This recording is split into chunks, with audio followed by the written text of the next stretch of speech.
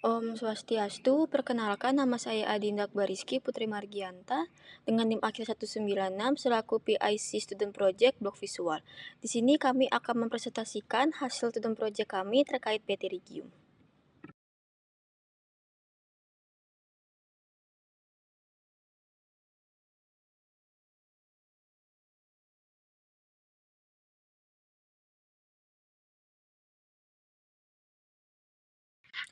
Di sini saya akan menjelaskan latar belakangnya. Jadi PT Regium disebut sebagai mata server. PT Regium adalah pertumbuhan abnormal jaringan pada permukaan mata. Jaringan ini berbentuk segitiga dan berwarna merah muda atau putih, dan biasanya tumbuh dari konjungtiva ke kornea. Lalu untuk prevalensinya sendiri, distribusi geografisnya lebih sering terjadi di daerah tropis dan subtropis. Di Amerika Serikat, prevalensi 7% di bagian selatan dan 2% di bagian utara. Di Australia, prevalensi 1/2% pada populasi umum di atas 40 tahun, 1,7% pada penghuni panti jompo, 6,2% pada orang yang tinggal di daerah pedesaan. Dan untuk faktor resiko demografisnya, yang pertama meningkat dengan usia. Di Amerika Serikat itu prevalensinya 0,5% pada usia 20-29 tahun, 2,8 pada usia 30-39 tahun, 5,1% pada usia 60-69 tahun. Lalu untuk gambaran klinisnya sendiri, pada tahap awal, itu benjolan kecil berwarna merah muda pada konjungtiva biasanya tumbuh dari sisi hidung atau pelipis mata dan menjalar ke arah kornea. Dan untuk tahap yang kedua, yaitu pterygium besar berwarna merah muda tebal, berbentuk segitiga dan dapat menjalar ke kornea dan menyebabkan astigmatisme atau penglihatan kabur. Untuk penata laksanaannya sendiri berdasarkan tingkat keparahan, yang pertama tuh kasus ringan, obat tetes mata untuk meredakan gejala. Yang kedua, kasus lebih parah, operasi untuk mengangkat pterygium. Yang kedua, teknik operasi. Yang pertama ada cangkok konjungtiva, mengangkat pterygium, mencangkok konjungtiva sehat dari bagian lain mata. Lalu yang terakhir ada eksisi sklera telanjang, itu tidak memerlukan cangkok konjungtiva, hasil memuaskan dengan tingkat kekampuhan rendah. Sekian, terima kasih. Baik, perkenalkan nama saya Nilu Putuwadi Dinda Dewi Puspita dengan 3 digit terakhir 661. Izin menjelaskan terkait perumusan masalah, di mana yang pertama ada apa definisi dari pterygium, bagaimana epidemiologi dari pterygium, bagaimana etiologi dan faktor risiko dari pterygium, bagaimana patofisiologi pada pterygium, bagaimana gejala dan diagnosis dari pterygium, apa diagnosis banding dari pterygium, bagaimana penata laksanaan bedah maupun non-bedah pada pterygium, dan bagaimana pemeriksaan penunjang dan prognosis pada pterygium. Mungkin akan dilanjutkan oleh teman saya. Baik, izin menjelaskan kembali di mana saya akan menjelaskan manfaat penulisan. Yang pertama, manfaat yang akan diberikan bagi mahasiswa kedokteran. Pembahasan ini diharapkan menjadi sumber referensi mengenai pterygium. Dengan adanya pembahasan ini, pengetahuan mahasiswa kedokteran diharapkan semakin berkembang dan semakin baik. Yang kedua, manfaat yang akan diberikan bagi masyarakat. Pembahasan ini diharapkan dapat memberikan pengetahuan lebih mengenai pterygium dari definisi, epidemiologi, etiologi, faktor risiko, patofisiologi, gejala, diagnosis, penata laksanaan bedah maupun non-bedah, dan pemeriksaan penunjang serta prognosis. Mungkin akan dilanjutkan kembali oleh teman saya.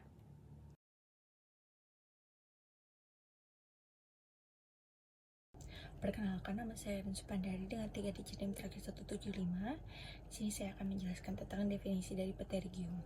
Pterygium sendiri adalah penyakit permukaan mata yang relatif umum, di mana aspek klinis dan juga pemilihan pengobatan telah dicari sejak bertahun-tahun yang lalu, tetapi masih banyak ketidakpastian dari pengobatan pada penyakit ini, di mana jalur patologis inti dan juga keturunan dalam perkembangan pterygium masih menjadi bidang yang menarik bagi para peneliti.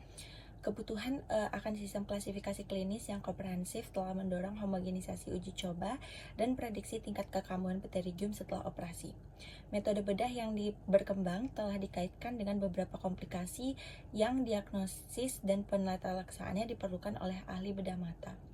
Menurut tinjauan tersebut, faktor risiko utama perkembangan pterygium adalah karena paparan sinar ultraviolet.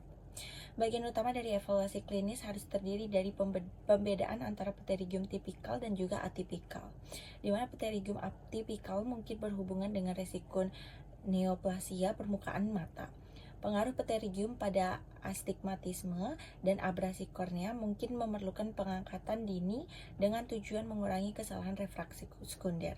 Di antara metode bedah, autograf konjungtiva atau konjungtiva limbal tampaknya menjadi pilihan pertama bagi ahli bedah mata karena tingkat kekambuhan setelah prosedur dilaporkan lebih rendah. Kemanjuran dan keamanan agen faktor pertumbuhan endotel antivaskular dan siklosporin telah dipostulasikan, namun peran pastinya dalam pengobatan pterygium memerlukan penelitian lebih lanjut. Sekian dari saya, selanjutnya akan dilanjutkan oleh rekan saya. Terima kasih. Izinkan saya melanjutkan pada bagian epidemiologi dari pterygium. Sebelumnya perkenalkan saya Dewa Madeo Hendro Arkadewanta dengan 3 digit yang terakhir 128. Jadi berdasarkan studi populasi, prevalensi dari pterygium berkisar antar 1% hingga lebih dari 30%. Tingkat prevalensi maksimum untuk pterygium telah dilaporkan dalam sebuah penelitian di Cina pada populasi pedesaan, di mana diperoleh angka sebesar 33%. Berikut beberapa faktor risiko pterygium, yakni usia, jenis kelamin laki-laki, pengalaman kerja di luar ruangan, pendidikan rendah, tempat tinggal di pedesaan dengan pendapatan rendah, kulit lebih gelap, dan merokok. Hal ini juga diperkuat dengan sebuah penelitian di Amerika Serikat, yang mana didapatkan prevalensi pterygium ini dilaporkan 2,5 hingga 3 kali lebih tinggi pada populasi kulit hitam dibandingkan dengan kulit putih. Nah, meskipun pterygium ini tersebar di seluruh dunia, namun penyakit ini lebih umum terjadi pada garis lintang 40 derajat di sekitar khatulistiwa. Tingkat prevalensi pterygium ini di dalam wilayah ini dilaporkan 10 kali lebih tinggi dibandingkan dengan wilayah di luarnya. Hal ini disebabkan oleh karena radiasi sinar ultraviolet yang lebih di wilayah dalam garis lintang 40 derajat di sekitar khatulistiwa. Sekian dari epidemiologi dari pterygium, dilanjutkan oleh teman saya. Terima kasih. Perkenalkan, nama saya Nyoman Alan Drama Saputra Mulia dengan NIM Mahir 192 dan saya akan menjelaskan etiologi dan juga faktor risiko dari pterygium. Jadi etiologi pterygium dapat dipengaruhi berbagai faktor ekstrinsik dan intrinsik. Jadi kalau faktor ekstrinsik misalnya radiasi sinar ultraviolet atau UV, dan faktor intrinsiknya yaitu faktor herediter. Jadi faktor-faktor tersebut mengganggu homeostasis seluler melalui beberapa mekanisme, antara lain deplesi adenosin trifosfat atau ATP, merubah permeabilitas jaringan, mengganggu jalur biokimiawi, dan menyebabkan kerusakan DNA. Setelah itu saya akan menjelaskan faktor risikonya, di mana faktor risiko pterygium dibagi menjadi 3, yaitu demografik, lingkungan, dan gaya hidup. Faktor demografi terdiri atas usia yang lebih tua, jenis kelamin laki-laki, pekerjaan di luar ruangan, dan tinggal di daerah pedesaan. Lalu paparan terhadap sinar UV merupakan faktor risiko lingkungan yang paling sering dijumpai, sedangkan gaya hidup misalnya menggunakan kacamata hitam merupakan faktor protektif terhadap pterygium. Jadi faktor risiko lain yang diketahui berhubungan dengan pterygium antara lain iritan lingkungan seperti debu dan angin, infeksi virus, faktor herediter, serta faktor imunologi dan inflamasi. Jadi sinar ultraviolet itu salah satu faktor risiko yang saya akan dalam lebih jauh, di mana istilah zona pterygium merupakan daerah berada 40 derajat ke utara dan selatan dari ekuator. Daerah ini memiliki intensitas sinar UV yang tinggi. Sinar UV, terutama UVA dan UVB, dapat mencapai permukaan okuler. UVB dapat menyebabkan kerusakan persinyalan intraseluler pada permukaan okuler. UVA menyebabkan kerusakan di DNA dan aktivasi faktor transkripsi yang mengatur ekspresi gen dalam perubahan matriks ekstraseluler. Pekerjaan pasien juga berhubungan erat dengan seberapa besar paparan sinar UV yang diterima. Risiko terjadi pterygium ditemukan lebih besar sebanyak 1,46 kali pada pasien yang bekerja di luar ruangan. Beberapa jenis pekerjaan berisiko antara lain petani, pemburu, dan anggota militer. Setelah itu untuk faktor herediter, di mana kerusakan pada gen matriks metaloproteinase min1 atau MMP min1 juga menjadi faktor risiko respons fibrovaskular abnormal terhadap paparan sinar UV. Gen ini dapat diwariskan secara heterozigot. Dan selain itu, polimorfisme pada vascular endothelial growth factors atau VEGFs dihubungkan dengan vaskularisasi yang lebih tinggi pada pterygium. Itu untuk faktor herediter. Dan yang terakhir adalah infeksi virus, di mana infeksi human papilloma virus atau HPV dan herpes simplex virus atau HSV dapat menjadi faktor risiko terbentuknya pterygium. Jadi terutama pada individu yang rentan secara genetik. Jadi HPV atau Human Papilloma Virus tipe 16 dan 18 merupakan strain virus yang paling berhubungan dengan terjadinya kanker dan merupakan genotipe yang paling sering dilaporkan berasosiasi dengan pterygium. Jadi infeksi virus diduga berperan dalam pembentukan pterygium melalui produksi faktor E6 dan E7 atau E6 dan E7 yang mengganggu fungsi normal pada protein P53. Selain itu, rekurensi pterygium setelah operasi pengangkatan pterygium juga dilaporkan berhubungan dengan HPV atau Human Papilloma Virus. Jadi itulah etiologi dan juga faktor resiko, di mana faktor resiko itu berupa faktor resiko sinar ultraviolet, herediter, dan infeksi virus. Terima kasih. Baik, sebelumnya perkenalkan nama saya Luputu Selva Endaswari dengan NIM Digitah 213. Di sini saya akan menjelaskan tentang patofisiologi dari pterygium. Jadi, patofisiologi pterygium itu terdapat pada mata sistem anatomi yang berfungsi sebagai perlindungan dari radiasi sinar ultraviolet pada kelopak mata yang terdapat struktur hidung dan pipi yang menjadikan cahaya jatuh tepat pada media pembiasannya. Namun, paparan sinar ultraviolet ini dapat berlebih dan akan merusak rantai DNA, stres oksidatif, gangguan reseptor, serta permukaan sel, dan adanya aktivasi jalur sinyal intraseluler patofisiologi dalam sel mata. Jadi pada patofisiologinya, radiasi menyebabkan mutasi pada gen penekanan tumor P53, di mana tumor P53 itu merupakan suppressor gen, sehingga memfasilitasikan profilasi abnormal epitel limbal. Pada protein P53 terdapat ekspresi protein P53 yang tinggi pada sel basal epitel pterygium serta berhipotesis bahwa UV dapat menyebabkan mutasi protein P53 serta adanya terakumulasi protein P53 yang berikutnya pada pewarnaan imunohistokimia pterygium. Mungkin sekian yang dapat saya sampaikan. Terima kasih. Baik, izin melanjutkan. Perkenalkan kembali saya Nila Putri Dinda Puspita dengan 3 digit terakhir 61. Izin melanjutkan untuk pemeriksaan penunjang di mana ada 4, di mana yang pertama itu Visusoft. Fungsinya mengukur ketebalan konjungtivitas secara non-invasif dan menggunakan alat khusus setelah mata diobati dengan obat tetes mata, dan tujuannya itu menentukan tingkat keparahan pterygium dan melacak aktivitas pada pengobatan. Yang kedua, abirometri, di mana fungsinya untuk mengukur kelainan optik mata dan mengidentifikasi cacat pada kornea atau lensa yang menyebabkan penglihatan terdistorsi atau buram, dan tujuannya untuk menentukan adanya astigmatisme atau kelainan optik lainnya akibat pterygium.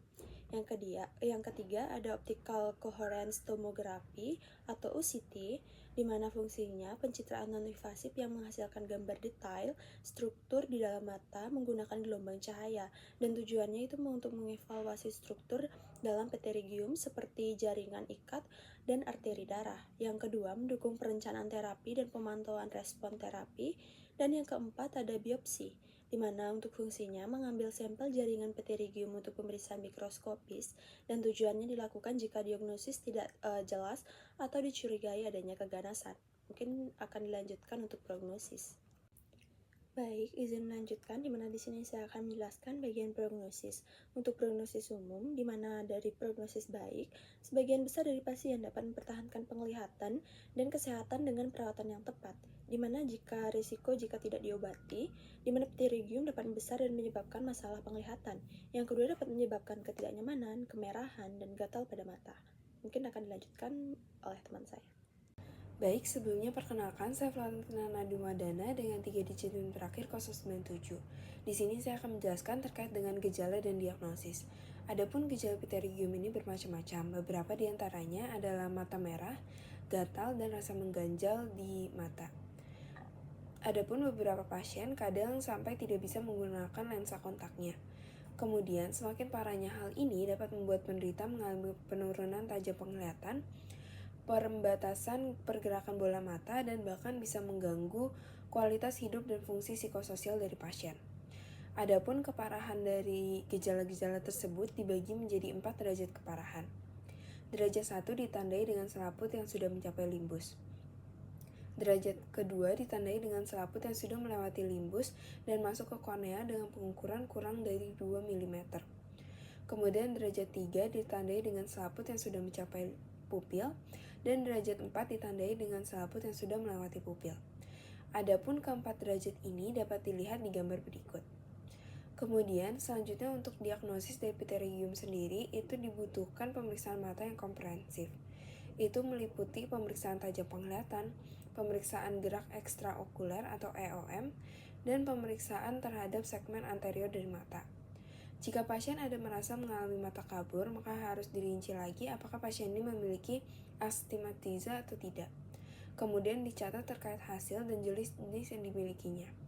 Adapun diagnosis pterygium sendiri itu harus melihat dari lokasi, ukuran, vaskularisasi, luas, dan area keterlibatan kornea. Selain itu, pterygium ini harus dilihat menggunakan penlight secara menyamping atau melakukan pemeriksaan celah lampu. Sekaligus di sini adalah untuk melihat ada tidaknya Stoker line, di mana keberadaan Stoker line ini biasanya berhubungan dengan onset dari pterygium yang bersangkutan. Mungkin sekian yang dapat saya sampaikan. Terima kasih. Baik, perkenalkan saya Putu Prajanata Kusuma dengan 3 digit terakhir 05. Baik, selanjutnya untuk diagnosis banding, yang pertama adalah pseudopterygium. Nah, pseudopterygium merupakan pertumbuhan konjungtiva bulbar pada kornea yang terjadi sebagai akibat dari kerusakan limbus dari kornea itu sendiri. Pseudopterygium seringkali merupakan hasil dari trauma pada mata seperti luka, bahan kimia, atau termal, degenerasi kornea, atau kerusakan iratagonik pada limbus. Kemudian ada pinguesuela. Pinguesuela merupakan massa kecil yang berwarna putih, abu-abu, atau kuning yang terletak pada konjungtiva mata. Biasanya terletak pada intrapalpebra pada area limbus jam 3 atau jam 9. Selanjutnya ada panus. Panus itu sendiri pada kornea merupakan kondisi yang ditandai oleh pertumbuhan jaringan fibrovaskuler dari limbus ke dalam kornea. Panus itu biasanya terikat dengan infeksi trachoma yang kronis dan menyebabkan kerusakan pada permukaan kornea. Kemudian ada episkleritis. Episkleritis merupakan suatu kondisi peradangan yang terjadi pada lapisan tipis jaringan yang berada di antara konjungtiva dan sklera mata, yang disebut dengan episklera. Perkenalkan, saya Ketut Liana Dewi dengan NIM 22025-11039 akan memaparkan mengenai penata laksanaan konservatif atau non-bedah dari pterygium. Penanganan pterygium pada tahap awal biasa melibatkan pendekatan konservatif yang menyangkut penyuluhan kepada pasien untuk mengurangi iritasi dan melindungi mata dari paparan sinar ultraviolet atau UV dengan menggunakan kacamata anti-UV, serta pemberian tetes air mata buatan untuk mengurangi gejala kering ataupun iritasi. Namun pada tahap lanjutan pterygium seperti stadium 3 dan 4 seringkali diperlukan tindakan operatif karena pertumbuhannya dapat meningkat menjadi lebih besar, mengganggu penglihatan, mempengaruhi pergerakan bola mata, dan bahkan menimbulkan masalah estetika yang sangat signifikan. Baik, selanjutnya adalah pengobatan bedah, penolakan psikiatri di terakhir 157. Jadi selain pengobatan konservatif, ada juga jalan bedah atau operatif. Indikasi untuk tindakan operatif adalah adanya gangguan pada penglihatan sekunder dari besarnya ukuran pterygium, adanya astigmatisme, terbatasnya pergerakan pada bola mata, dan bisa untuk alasan kecantikan. Ada 3 teknik, yaitu bersclera, conjunctiva limbal autografting, dan juga amniotic membrane transplantation. Jadi bersclera teknik adalah teknik operatif yang paling sering dilakukan pada pasien pterygium, yaitu dengan cara conjunctiva pterygium, subtapical scar dan tenon dihilangkan, dan meninggalkan sklera terekspos. Teknik ini sering dilakukan tetapi memiliki tingkat kekambuhan yang tinggi. Lalu ada conjunctiva limbal autografting, dilakukan dengan cara menutupi dasar sklera dengan cangkok yang diambil dari konjungtiva yang dekat setelah pengangkatan pterygium. Metode ini memiliki angka kekambuhan yang lebih rendah dibandingkan dengan bersclera. Lalu yang terakhir ada amniotic membrane transplantation, dilakukan dengan menutupi sklera yang terekspos dengan membran amniotik. Perkenalkan, saya Dorisia Karamita dengan 3 digit yang terakhir 228 izin untuk melakukan presentasi terapi, di mana terapi yang bisa dipilih itu adalah flap konjungtiva, autograf limbal konjungtiva atau LCAG, penutupan primer konjungtiva, autograf konjungtiva, cangkok rotasi konjungtiva, dan amniotic membran graft. Eksisi sederhana yang membiarkan sklera tetap terbuka memiliki angka kejadian kekambuhan yang signifikan. Karena tingkat kekambuhan yang lebih rendah, eksisi yang dikombinasikan dengan autograf konjungtiva saat ini merupakan standar emas untuk operasi pterygium. Tujuan LCAG adalah mempercepat penyembuhan dan memulihkan integritas anatomi limbus. Sebuah meta-analisis mengungkapkan bahwa LCAG memiliki tingkat kekambuhan yang menurun bila dibandingkan dengan MMC intraoperatif, autograf konjungtiva bulbar, dan bersclera. Namun tidak ada perbedaan yang terlihat jika dibandingkan dengan amnion membran graf. Amnion membran graf memiliki tingkat kekambuhan yang lebih besar dibandingkan autograf konjungtiva. Namun, amnion membran graf mungkin bermanfaat bagi individu yang memiliki jaringan parut konjungtiva yang signifikan atau yang mungkin memerlukan prosedur glaukomal lebih lanjut. Mungkin sekian dari saya, akan dilanjutkan oleh teman saya. Terima kasih.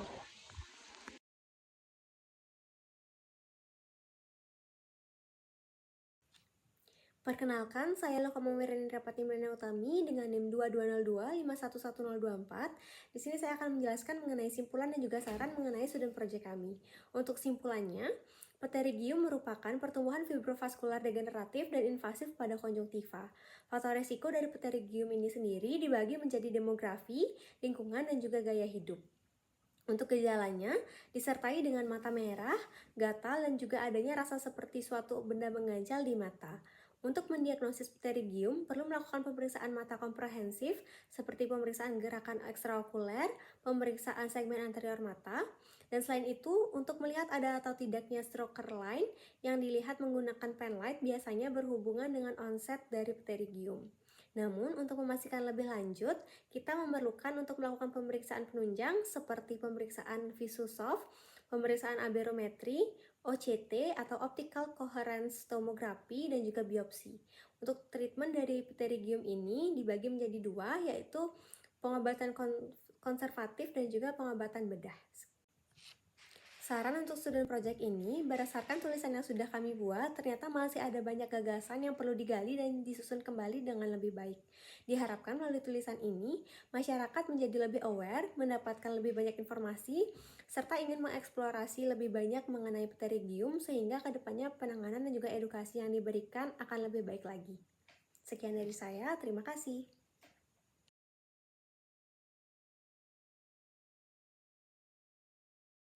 Sekian presentasi kelompok SGDA 2. Jika ada kurangnya, kami memohon maaf yang sebesar-besarnya. Semoga apa yang kami sampaikan berguna untuk banyak orang. Terima kasih dan selamat siang.